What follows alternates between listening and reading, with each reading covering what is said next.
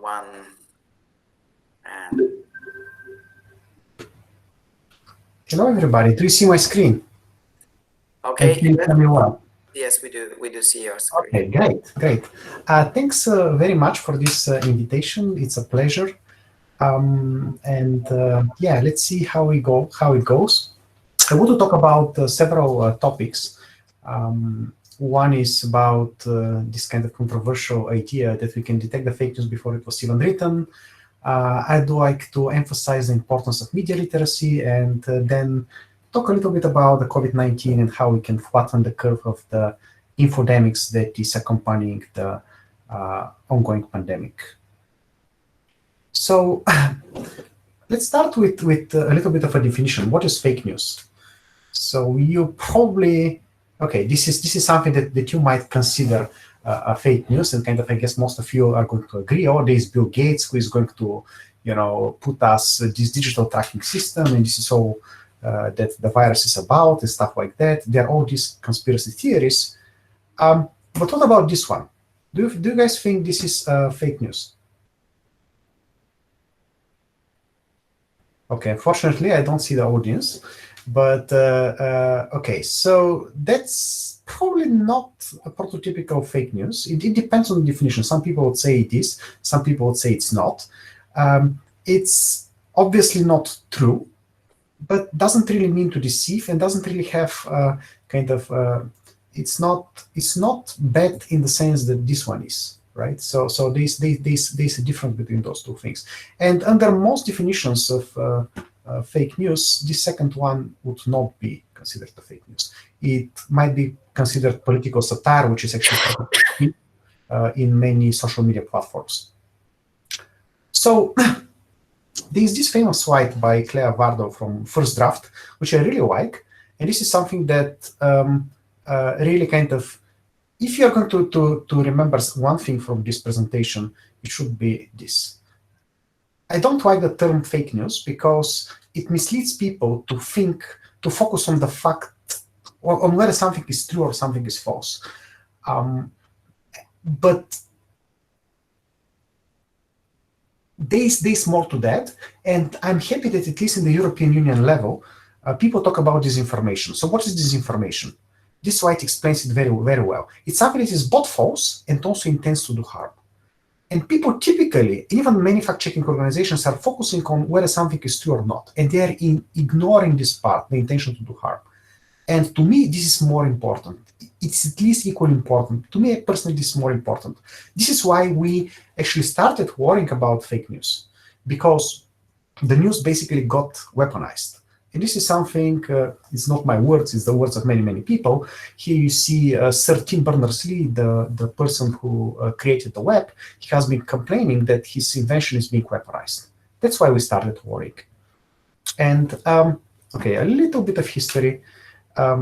Why exactly did we start worrying? Well, because the false information has been weaponized to manipulate political elections. And we really started talking about this because of the US elections about 4 years ago, but there were similar attempts earlier than that with Brexit, and you know that. But there are much more major implications in other parts of the world. So because of weaponized fake information spreading in social media, in this case WhatsApp in India, people get literally killed. So they are kind of, let's say, there's fake news that this person of certain religion has beef, okay? And because, of religious beliefs in India, you are not supposed to eat beef, and people go and kill the person, and many, many other incidents like that. And things can be even of much larger scale. So here, an official investigation by the United Nations blames an entire genocide against the Rohingya on disinformation spread in social media. Companies are in general quite concerned about that for other reasons, for reputational purposes. But there are other business implications. And this is false information that has been weaponized, This was back in 2013, before we started worrying about fake news, because the official birth of the kind of widespread birth date of the widespread of the term was in 2016, even though the term was in common use in the 1890s or so, more than 100 years ago. So here you see information. Syrian hackers broke into the Twitter account of Associated Press and put there 2 explosions in the White House and Barack Obama is injured. And you can imagine what this is. So Associated Press is one of the main sources of information these days, one of the 3 big ones, together with France Press and Reuters. And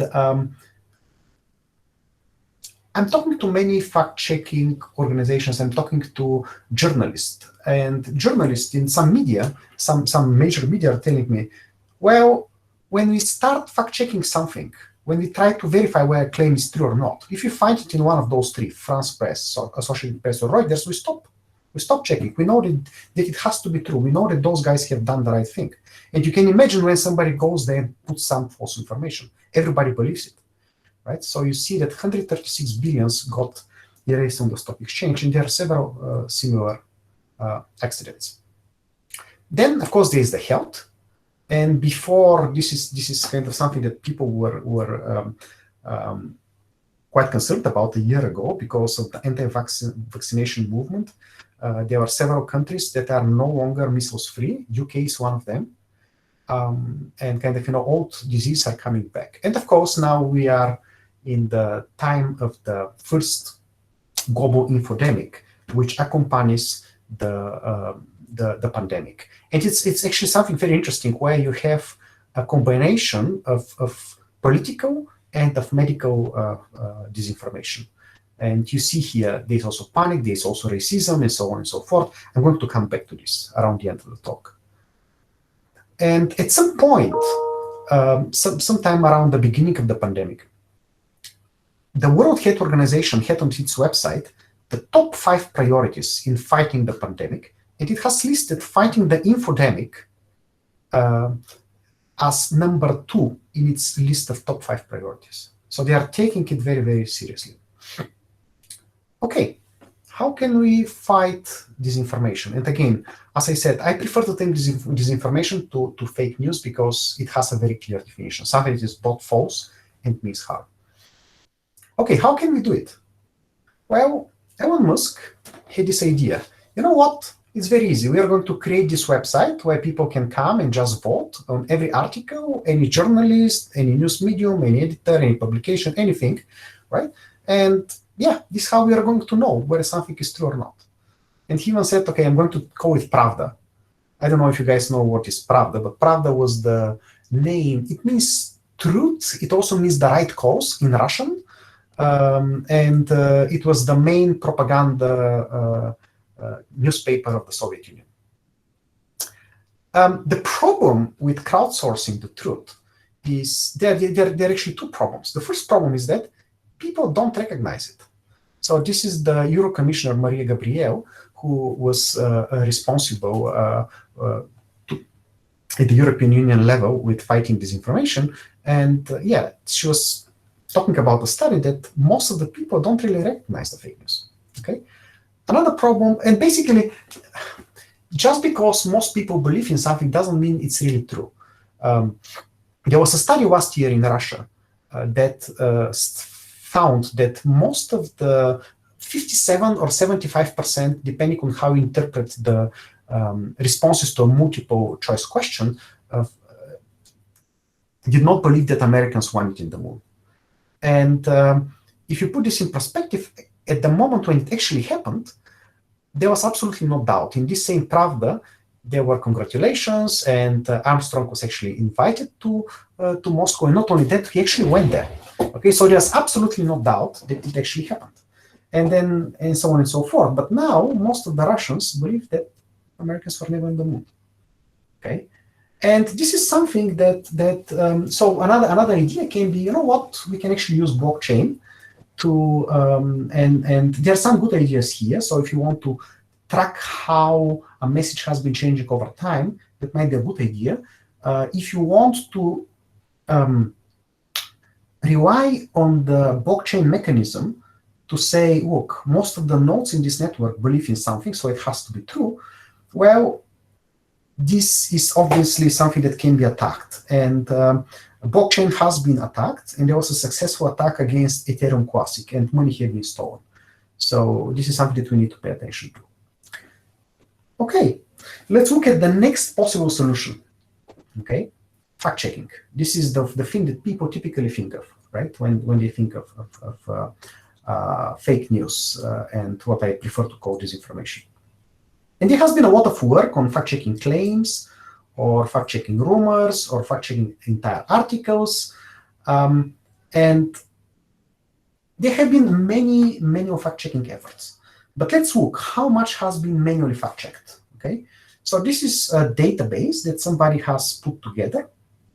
And you see that Snoops has about 1,300 claims fact-checked, PolitiFact about 13,000, 17,000. But most of the others that are there, at least in this collection, they just like have a few hundred, right? And it's a very, very time-consuming process. And you can see that, okay, there are probably like a couple of 100,000 claims checked by now, but obviously there are many, many more claims that are being made on a daily basis. So one possibility can be, of course, to fully automate the process. We can say, you know what, let's have like a fully automatic fact checking. And we have been also working on this. This is a paper that is coming next week at SICM, where we have, so basically, and there are similar approaches, of course. So what you do is you say, okay, where is the claim coming from? Do I believe this source? How people react to it? Also, how this happens over time?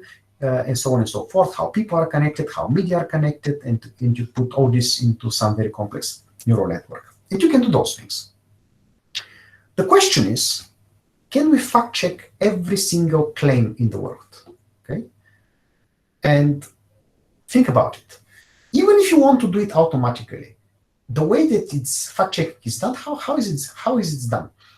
Well, you check how people react to it. You check what the mainstream media have written about it. You check, things like that. And it takes actually time to accumulate this kind of information. But time is short. There has been this study about 2 years ago by MIT Media Lab that was saying that fake news travels faster in Twitter, about 6 times faster, and reaches much farther, and so on and so forth, than true news. And there's another study that actually I have found in Annals of Applied Statistics, which is much less famous, but I find it much more important, is that 50% of the lifetime spread of certain very viral fake news happens in the first 10 minutes. In the first 10 minutes. Well, in the first 10 minutes, there's going to probably not that many people would have reacted to it. In the first 10 minutes, probably the mainstream media organizations would not have commented on it, right? And by the time you actually fact check it, even automatic, which means that even for automatic fact checking, the information is just not there. You don't have information to check it. Okay, there are certain claims like, I don't know, let's say the GDP of UK has grown by 20% in 2020. Okay, this is something that you can go and you can check, right? I mean, some statistics, tables, and so on and so forth. But there are other claims. There's a claim like there was a bomb in this street in this city. Okay, I mean, it's not something that you can find in some database. It's something that is it's a claim about something happening in the real world right now. And then, of course, things get much worse because these days you can actually generate quite superficially good fake news. So with the appearance of GPT-2 last year, you can actually go and you can try it. There's also Grover, another generator of fake news, and also kind of a tool to fight them. There's now GPT-3. With GPT-3, it's a bit harder to use it. But anyway, you get the idea. And the thing is, if you actually read the text, it probably breaks here and there, and you can actually find out that you might suspect that this is machine generated and so on and so forth, but people don't really read the whole thing. So in social media, you just have the title and, probably like the first 2-3 lines, and you can easily be fooled, okay? So which means that, yeah, there's a lot to fact check. So what we propose instead is to look at the source. And this is what journalists do, right? Can I trust this source? And the point is that even if you have some fake claim, some weaponized, some disinformation claim in social media, you might want to have a link to a web page where you elaborate on this. Now, you are not going to create a new web page for every single fake claim that you make.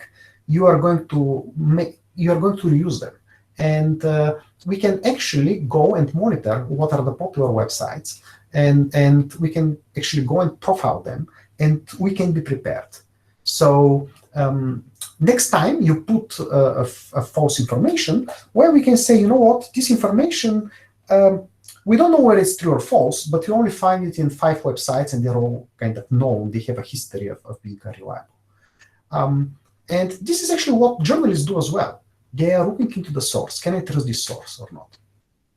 And this is why I like to say that we can detect the fake news before it was even written by checking whether the website, whether the news is being put, is reliable or not. Okay, so let me ask another question. I started asking many questions. Can we win the war on fake news? Okay.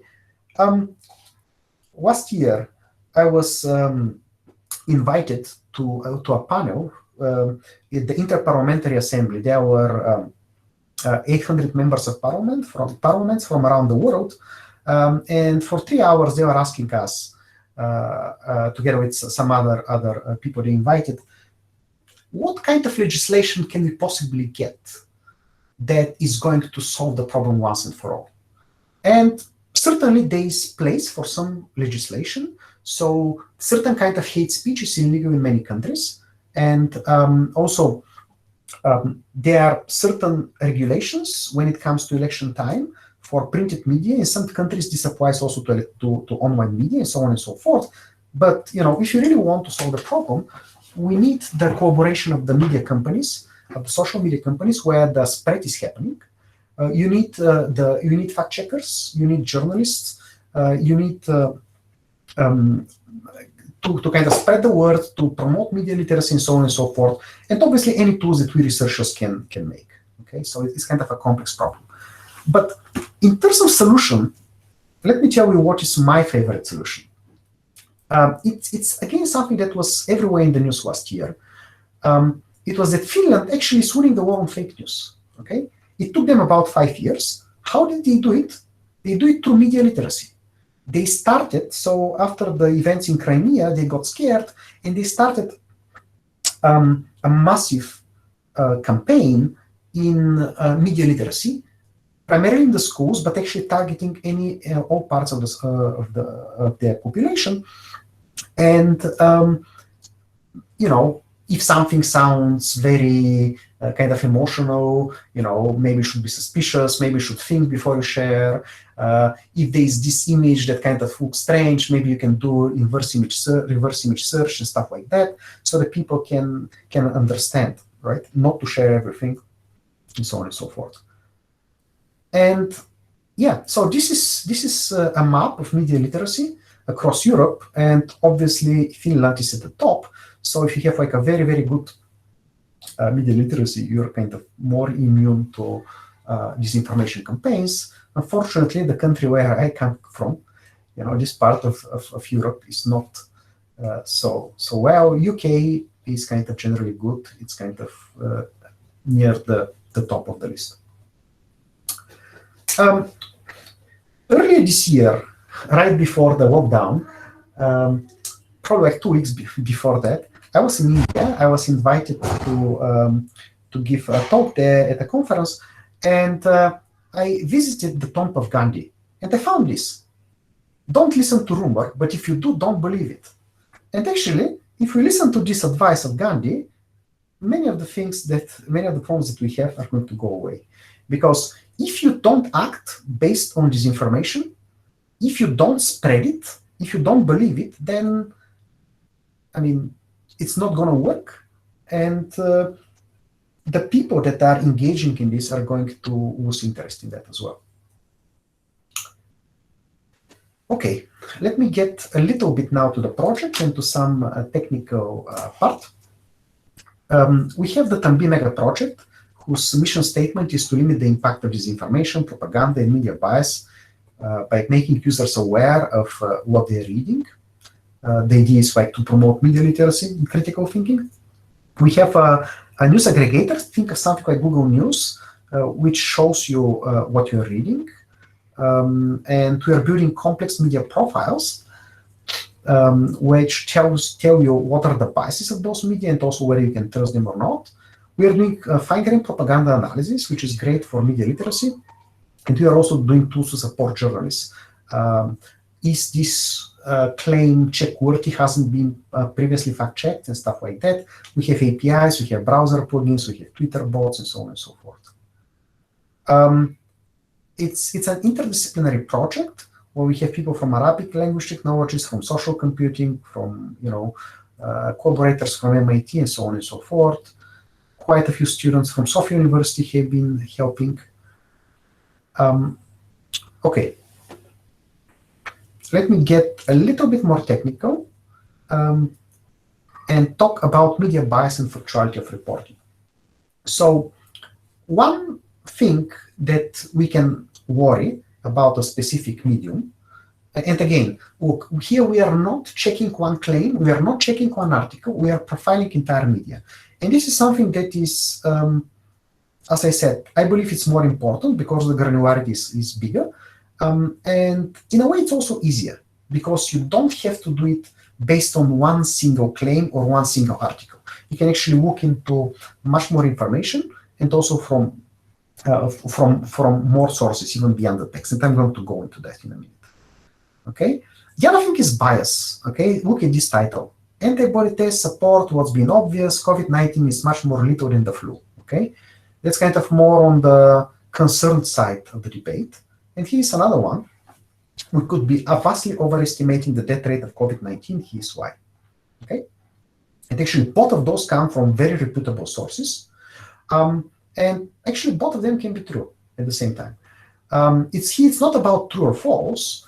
It's more like which side of the debate are you on? Are you on the concerned side, or are you on the side that, you know what, you should play it down and so on and so forth? I mean, in Western politics, that would be more on the left side of the debate. This would be more on the right side of the debate. And if you're reading an article like this, you might want to know what is the history of this news source. Have they always been on this side of the debate? And then you might take it with a different kind of, in a different way. If I tell you, well, those guys are kind of, let's say, skeptical about climate change, but they have a history of always being skeptical about climate change, right? Then you kind of take it in a different way. Okay. How can we analyze a medium? We have done some work on it.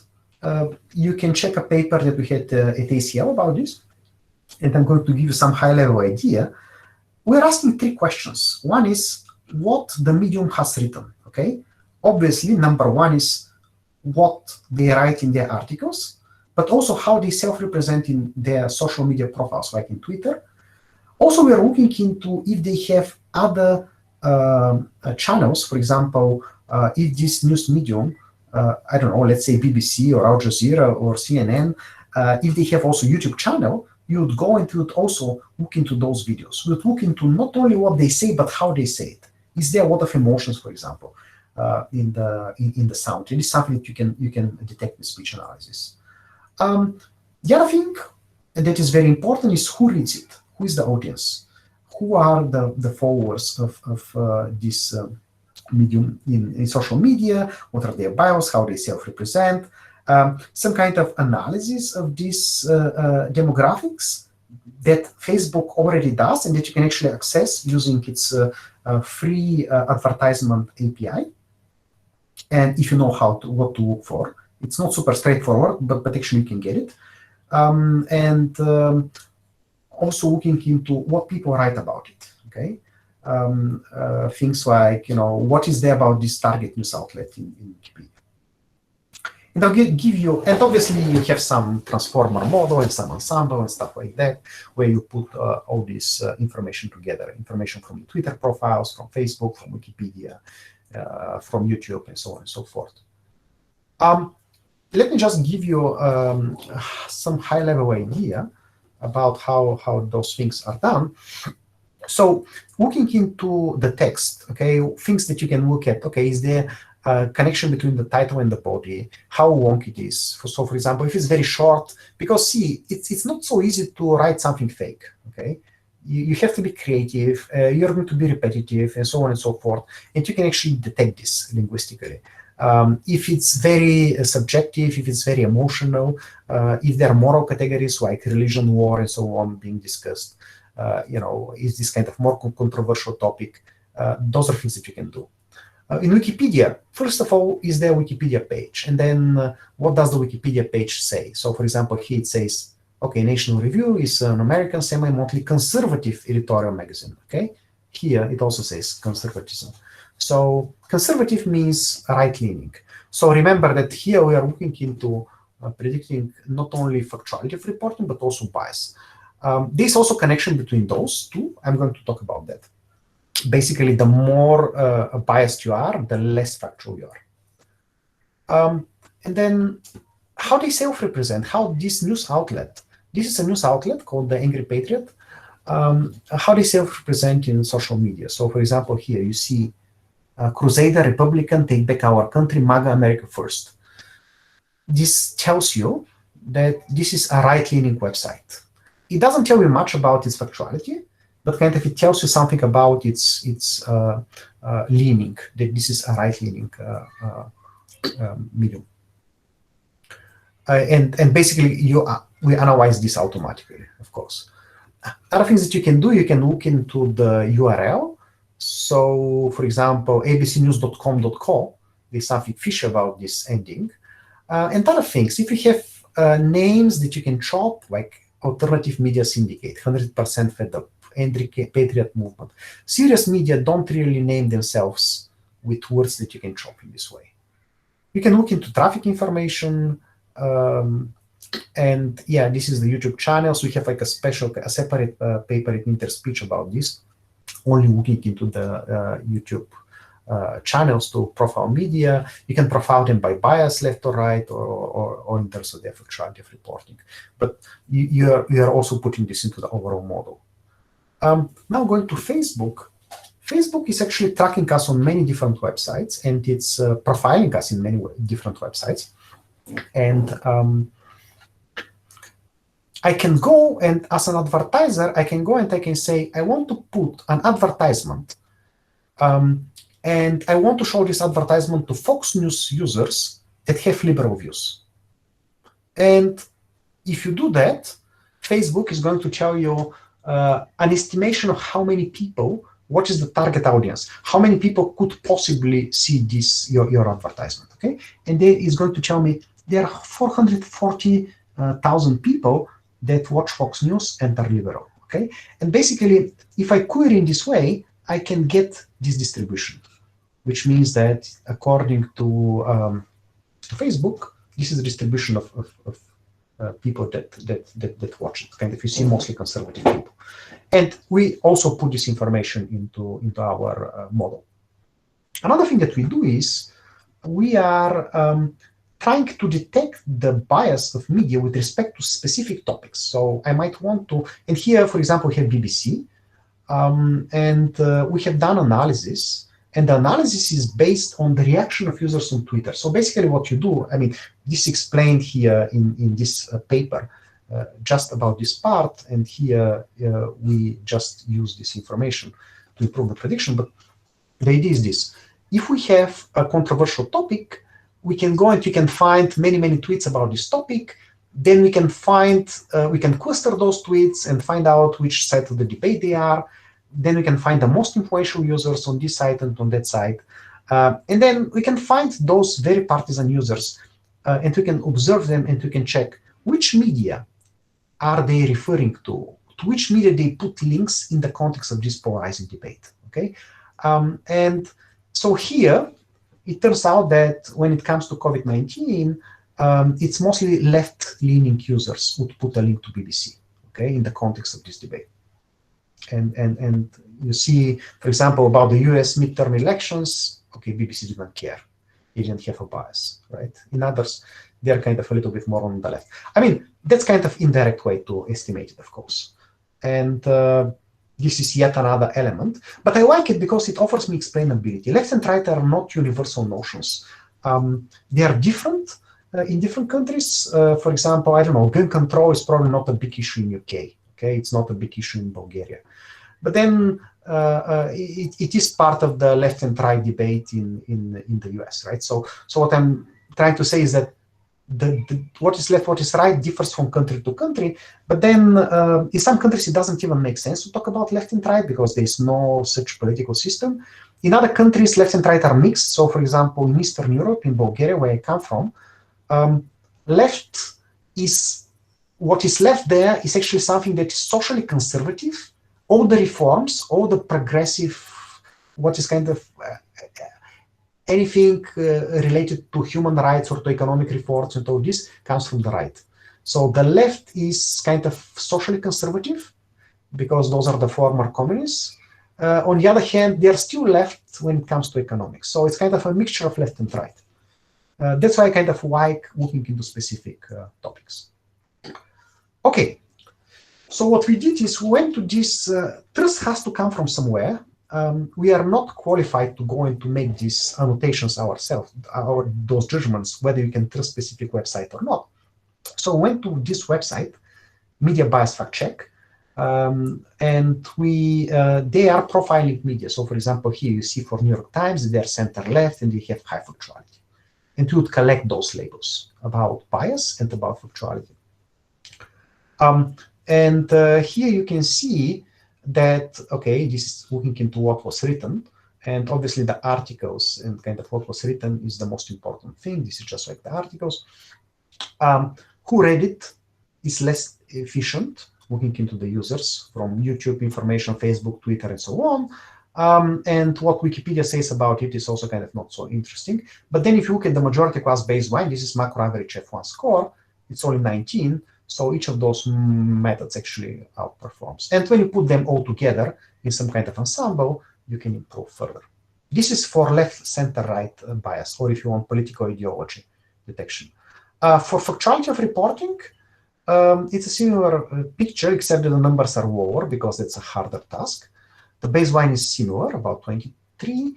And again, what they publish is the most important information. Who reads it is less important. What is in Wikipedia is again kind of comparable, pretty similar picture. When you put everything together, you kind of gain several points over just looking into the article text. So the next topic, I told you that left and kind of bias and factuality are connected. You can go on the web and you can find this mediabiaschart.com, which is very, very nice. It's interesting. They constantly update it. Not constantly, but from time to time they have a new version. And here on this axis, you see whether you are left or right medium, and the higher you are, the more factual you are. So you see in the top, Reuters, Associated Press, Bloomberg, and so on, as the least biased and the most trustworthy. And obviously, as you get, the more biased you are on the right or on the left, the less factual you are. Because for you, it becomes more important to send a specific polarizing message on one side to debate and kind of less important to stick to the truth. And it makes sense to, in the previous experiments, we have been looking into bias and factuality separately. It makes sense to do those things together. And we have done this.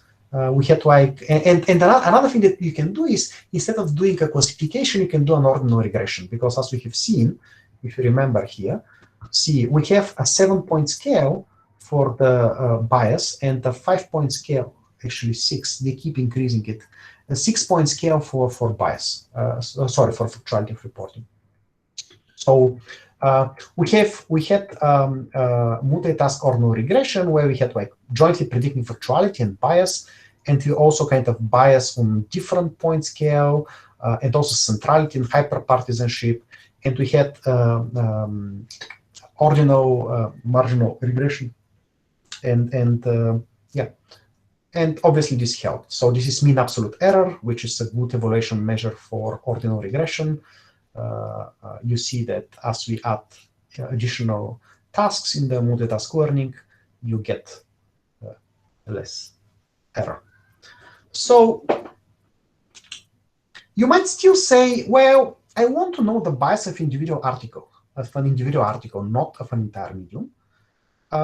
So we looked into this problem as well. This is a paper that is coming at TMNLP. There is this website called allsites.com, and they're publishing a nice manually selected triples where you have a topic, and then you have a view on this from the center, from the right, and from the left. And it's very, very nice. And we collected from here data. We have about 30,000 articles. And now what we did is most of the work on this topic has been doing distance supervision, saying, I don't know, everything that comes from Fox News is right, everything that comes from CNN is left. Well, maybe. Everything that comes from Reuters is center. Maybe. But it's actually not always the case. There has been a shared task at SemEval at some point. Anyway, it is known that it's not always the case. So that media, that you cannot really project a label from the medium to every single article. For certain media, yes, but especially those that are center left, or left, you are going to have a mix. So what we did is, it's very important actually to pay attention to this, because it's very easy for the model to learn the style of the source as opposed to learn the bias that you want to learn. Okay. Is this something? Okay. Anyway, I continue. And what we did some experiments, and so it's actually very, very easy to predict the source, even though there are quite a few sources. So in order to prevent the model from learning the source, what we did is we did adversarial training, where we try to, on the one hand, ask the model to predict whether the bias of an article is left, center, or right. On the other hand, we try to confuse it as much as possible so that it cannot really guess what is the source of this article. And by the way, we also make sure that every single article from, let's say, from BBC is either all articles from BBC that we have in the collection are either all in training or all in test, but we never mixed articles from the same source. Another thing that we do, we apply a special kind of triplet loss, where, for example, we say, look, here's a CNN article that is left-leaning, and here's a right-leaning CNN article, and there are articles like this, and here's a left-leaning Fox News article, and there are articles like this, and we say, you know what, we want the model to make sure that it kind of, makes those 2 points closer to each other, even though this is from CNN, this is from Fox News, because they are both left-leaning, but kind of to keep apart those 2 CNN articles, one left and one right, because they have different labels.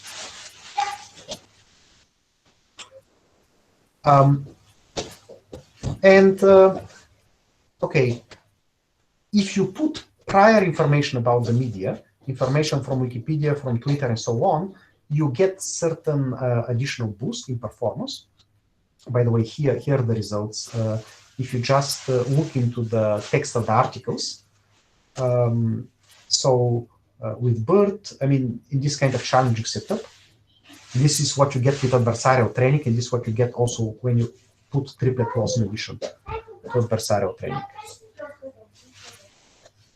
Okay, and the last thing is, okay, not the last one, but something else that I want to change a little bit topic and to talk about propaganda.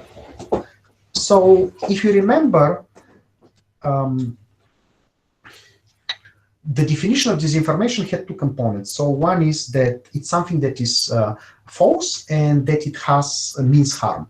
Propaganda is also something that has two components. One is that you try to convince somebody of something, and that you try to influence them, and second, that you do it on purpose.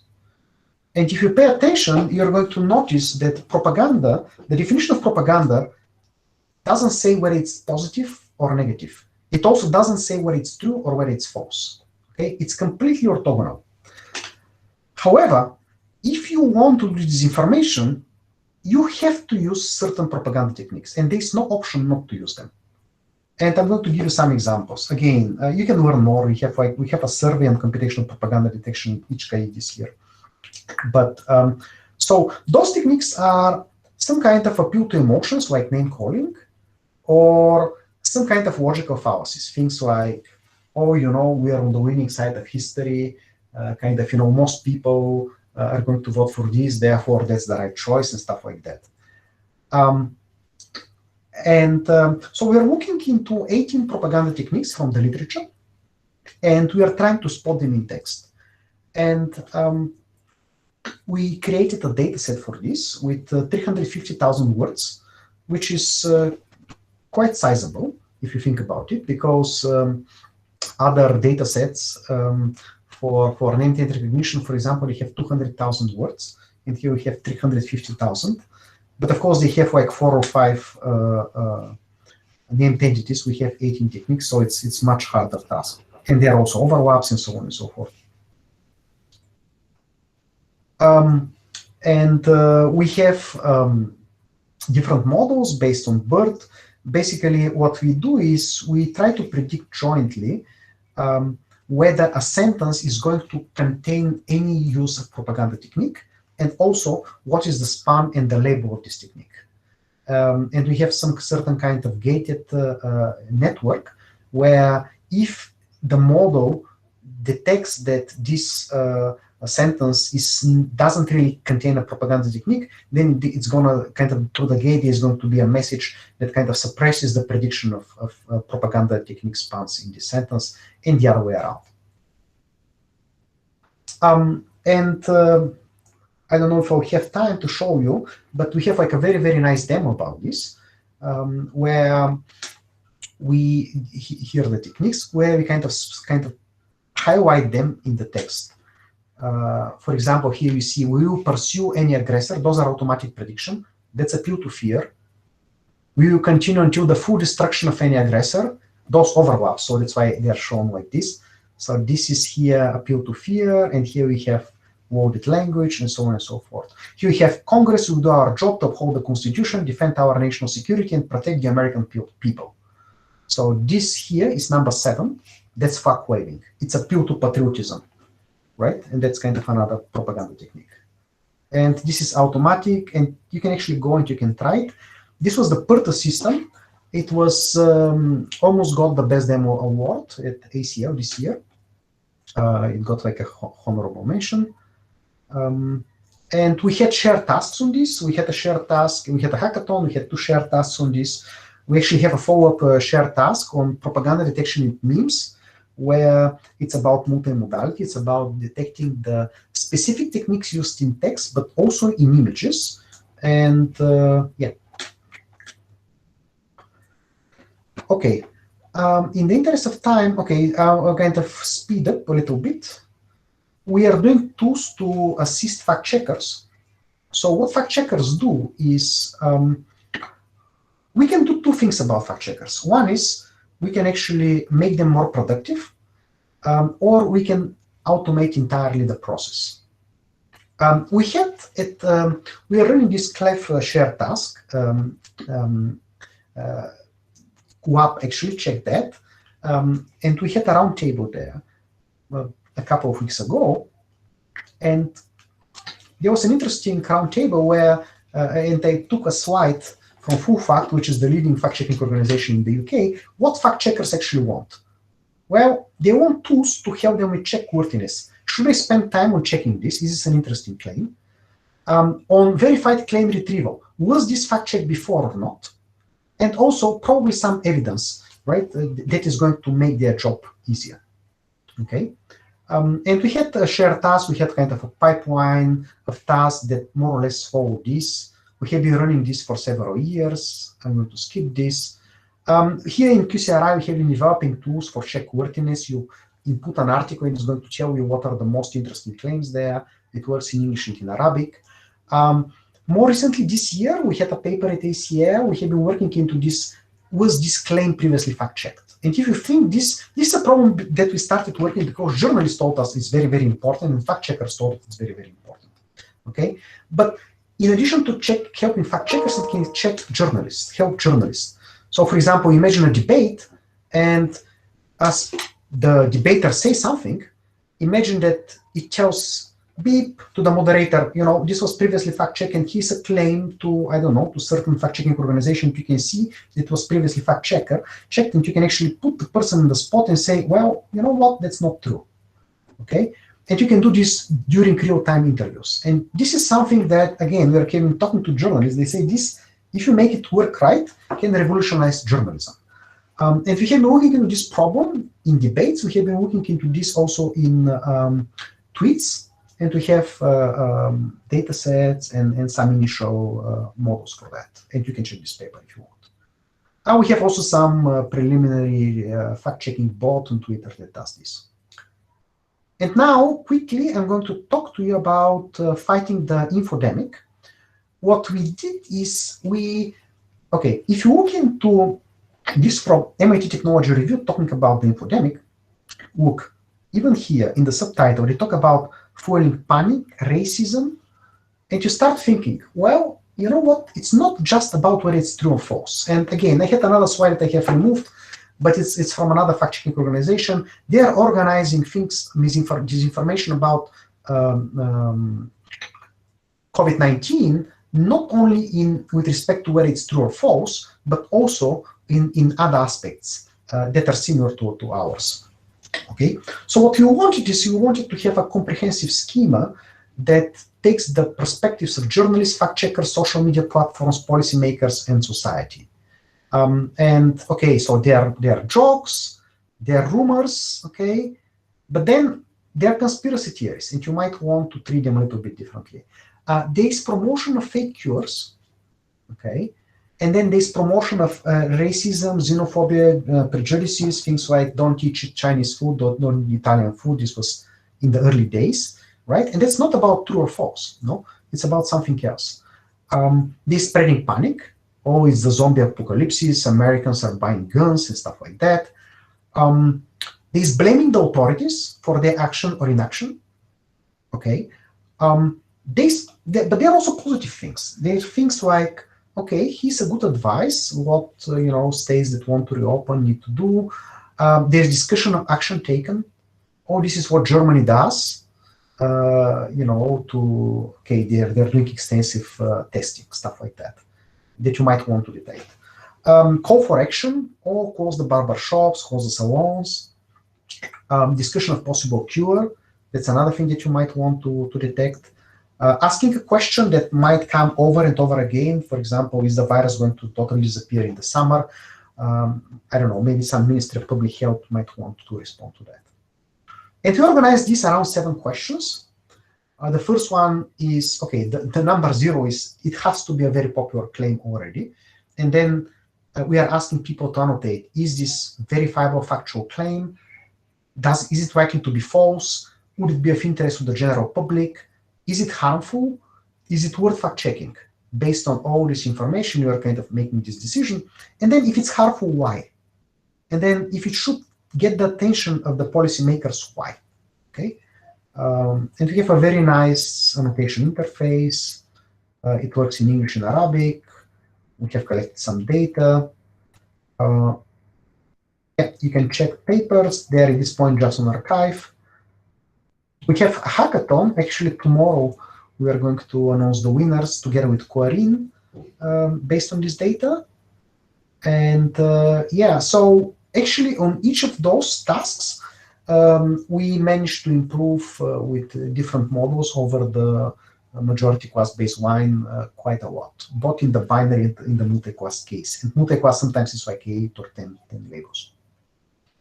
And also, if you do English to help Arabic, if you use Arabic to help English, this actually helps you. If you take the context and so on and so forth, if you take where it's propagandistic text, this also helps you. Multitask learning, because you see there's some connection between some of those questions, also helps you actually quite a lot. See here. And we have also some demos. I'm going to stop here. And thank you for your attention. Thank you, Preslav. That was very comprehensive, and I hope everybody is as impressed as I am. So should we say thank you, the speaker first, and maybe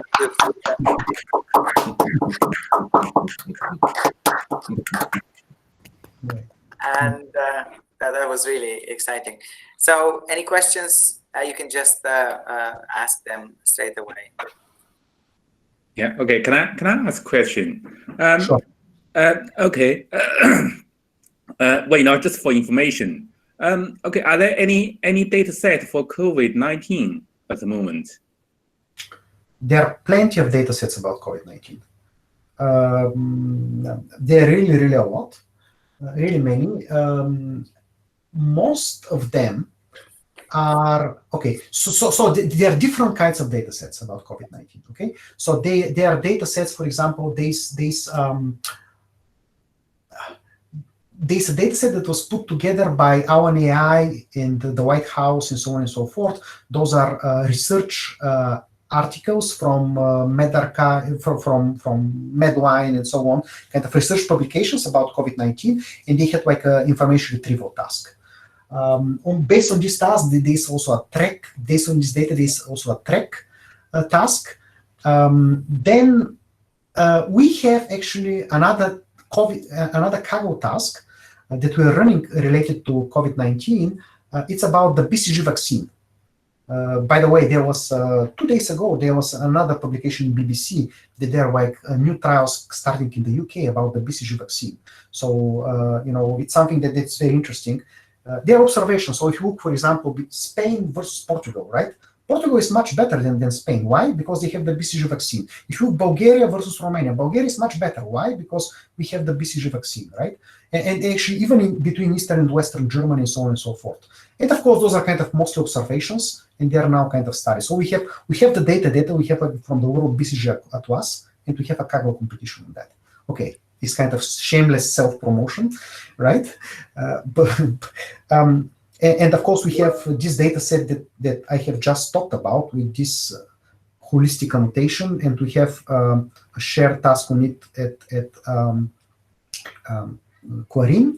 We have been using this also for a Clef share task, and we have another one coming. There are several other data sets. Many of them are just collection of tweets without any labels. Okay.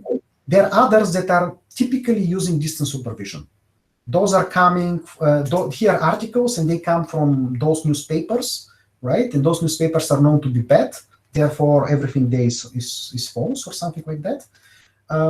There are other collections that are based on different kind of annotations coming from fact-checking organizations.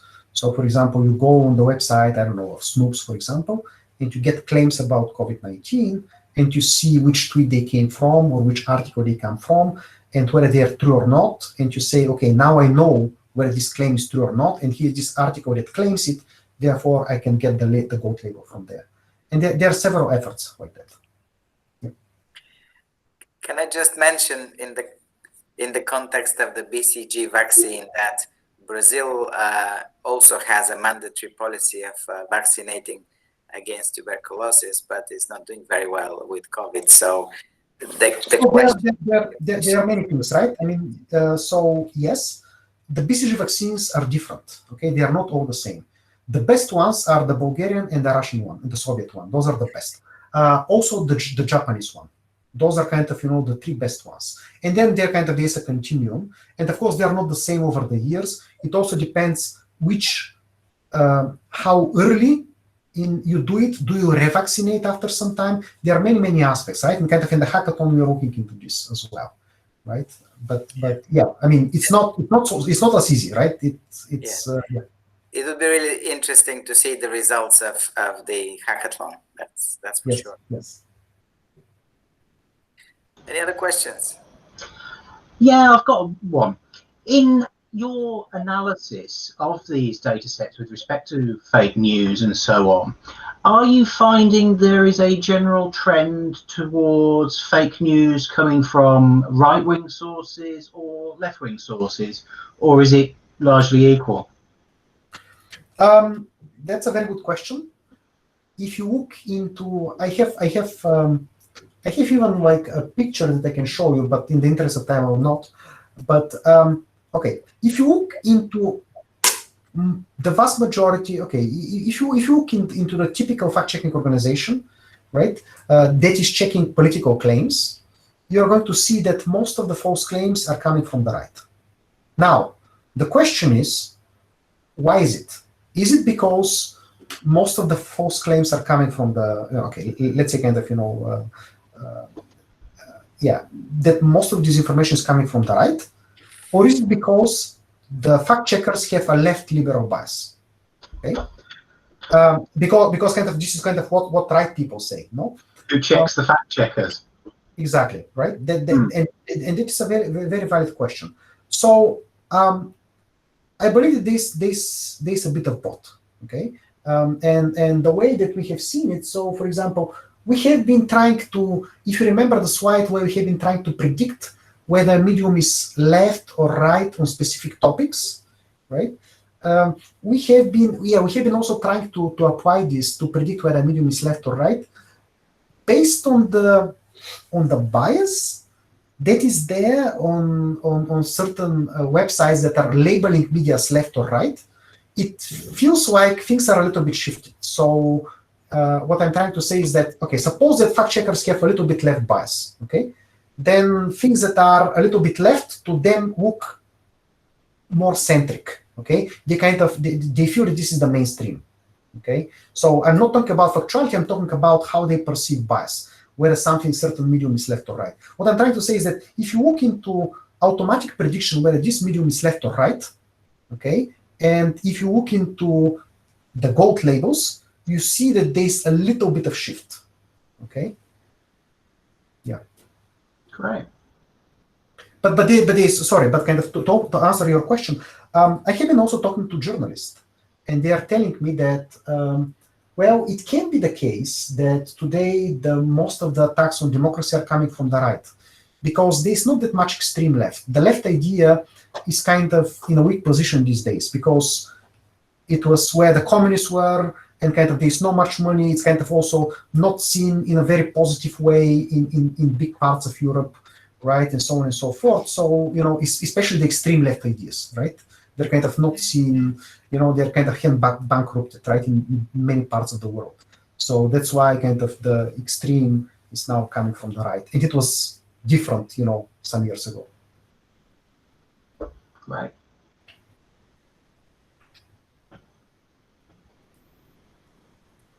Okay, we're into tea and coffee time. Are there any other questions? I just want to say that about the BCG vaccine, we had the purely NLP task where you ask people to extract in an article the interesting things about. Actually, you know what? Let me share a screen. Okay, one second. Just a second. I'll do it. Kind of.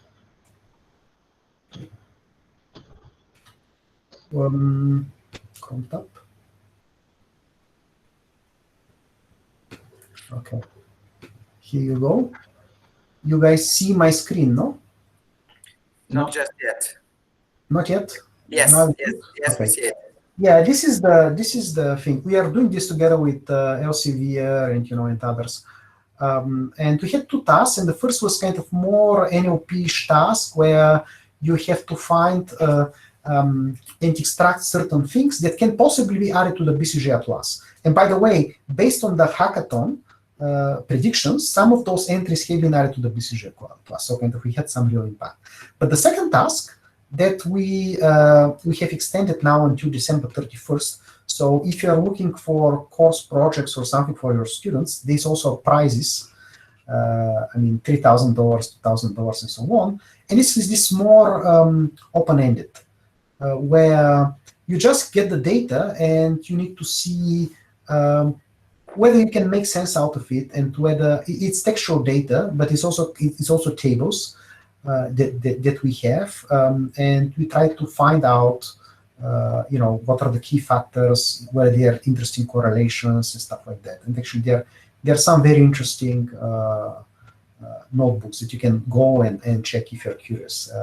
I was over them yesterday, and yeah, there are things that I learned that I didn't know. Okay. I think we are gradually losing some numbers. Well, there's still 20 odd people in this session. I don't know if anybody has any more substantial questions or requests for links and so on. I'll be happy to forward them to Preslav. So unless anybody has any pressing, exciting questions, I'm tempted to invite everyone to thank the speaker again and to wish him best of luck in his endeavors. So, okay. Thank you, Preslav. Thanks again. Thanks for the invitation. Thank you very much. Yep. And here is a link to Yeah, the for website. the system, yes. I'll keep this going on for another minute, and then I'll switch off the recording and I'll close the session. Okay, maybe then I can, if you're keeping it for another minute, maybe I can show you this, because I think it's quite interesting. I mean, I personally like it. This is this PERT system. Okay. So look, we are, as I have shown you, that we are showing the use of propaganda in the text. The interesting thing is that we can, I hope you guys see, you can see the distribution of the different propaganda techniques. And you can actually compare, I don't know, let's say CNN, okay, how they talk about coronavirus in terms of propaganda techniques versus, let's say, Fox News, okay? So look, I don't know, let's say CNN, look here. Okay, it's mostly worded language, and then it's fuck waving this kind of patriotism, but see, fear is here, number 3, no? And slogans are much lower. If you look here at Fox News, see where fear is, much lower, but there are slogans. There's flag waving, which is patriotism and stuff like that. There's doubt, relatively high, and fear is not okay. It's if you compare this, for example, here, you see fear is much. And you can use this tool. You can explore over different time intervals. You can see how the left, the right see the topic. And we have interesting topics. We also have Brexit. We have gun control. You can actually go here. You can put any text you like. For example, I don't know.